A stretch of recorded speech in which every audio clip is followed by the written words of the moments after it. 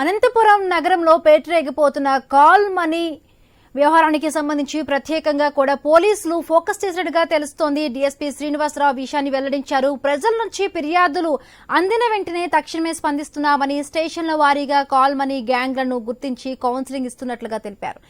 ప్రజలు అప్పులు తీసుకోవడంలో జాగ్రత్తలు తీసుకోవాలన్నారు.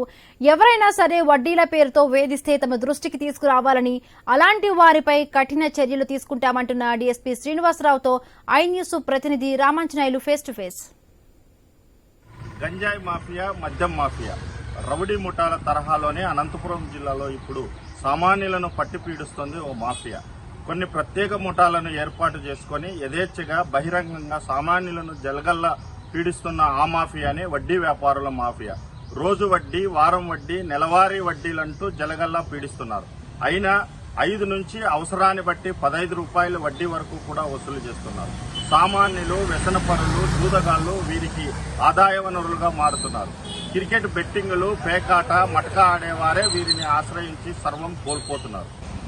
తీసుకున్న డబ్బు టైంకి కట్టకపోతే ఇళ్ల వద్దకు వెళ్లడం, దాడులు చేయడం, ఇంట్లో మహిళల పట్ల అసభ్యంగా ప్రవర్తించడం, దొరికినవి తీసుకెళ్లడం, బంగారు లాక్కోవడం లాంటివి చేస్తున్నారు.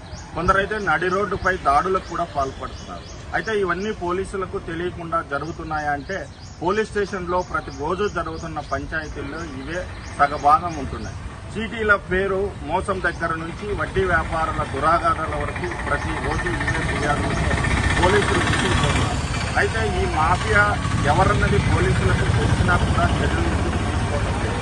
తాజాగా ఇలాంటి వాటిపై బహిరంగ ప్రదేశాల్లో థర్డ్ డిగ్రీ ప్రయోగిస్తామని చెబుతున్న పోలీసుల మాటల వెనుకల అంతరం ఏంటి?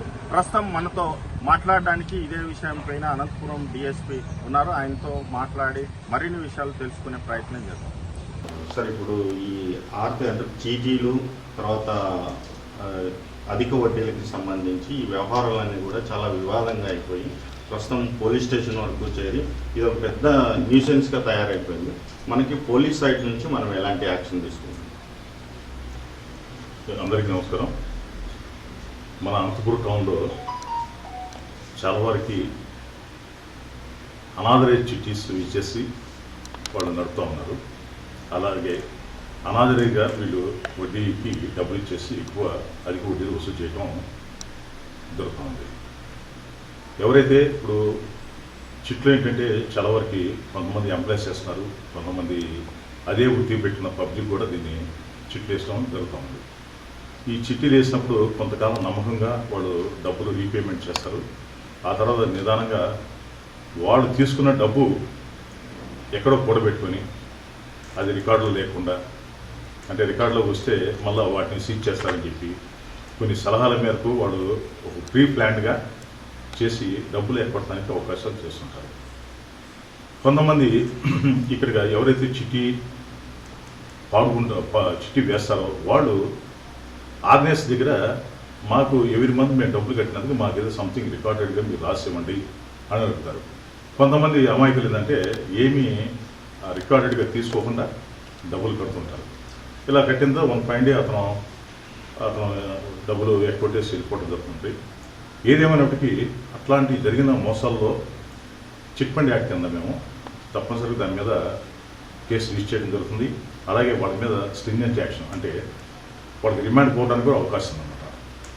మనకి ఏదైతే రికార్డెడ్గా ఆస్తులు ఉంటే ఆ ఆస్తులు మనం అనలైజ్ చేసి ఇన్వెస్టిగేషన్లో ఇతను ఎప్పటి నుంచి చిట్లు స్టార్ట్ చేశాడు, ఆ చిట్టీలు స్టార్ట్ చేసిన పరిధి టైంలో అతను ఆస్తులు కొనుగోలు చేశాడు లేదా, లేదు అంతకుముందు ఈ చిట్టీ లేకముందే ఆస్తులు కొనుగోలు చేశాడు లేదా అని చెప్పేసి ఇన్వెస్టిగేషన్ చేయాలి.